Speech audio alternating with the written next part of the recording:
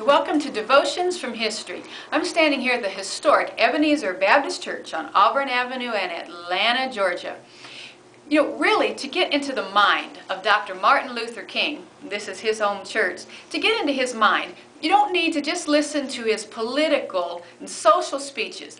Listen to his sermons. Most of us think of this man as Dr. Martin Luther King Jr., and we forget that he was first known as Reverend Martin Luther King Jr. His family had a long history in the ministry.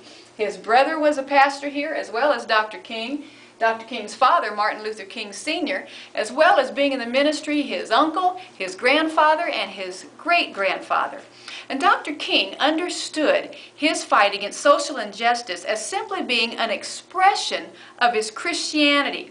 There were few Southern pastors or politicians in those days who could brag, maybe brag isn't the right word, but who could say they had an earned doctorate. And this put Dr. King in a place where he had a voice that could speak what many people were saying, but not everyone could say as eloquently as this African-American preacher, because that's what he was in the heart. He would first declare the needs that he saw around him to the church because he believed that the social and economic problems were simply consequences of the moral and spiritual problems in this country.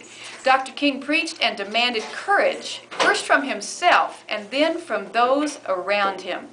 He taught the American people how to challenge social problems of their day in a non-violent manner, and it was something that at that point this country needed to learn. The summer of '68, who can forget the violence and the uproar around us? And yet this man was given by the world the Nobel Peace Prize and a national holiday. His major belief, it seems to me, from listening to his sermons, was that our material gains in this country had outdistanced our moral gains. And he wanted the United States of America to understand the reality of what Jesus said when he said, if you want to be a Christian, you take up your cross and follow him. You love God and you love your brother. That was the message of Dr. King, a man who changed history because of what he believed as a Christian. I'll see you next time on Devotions from History.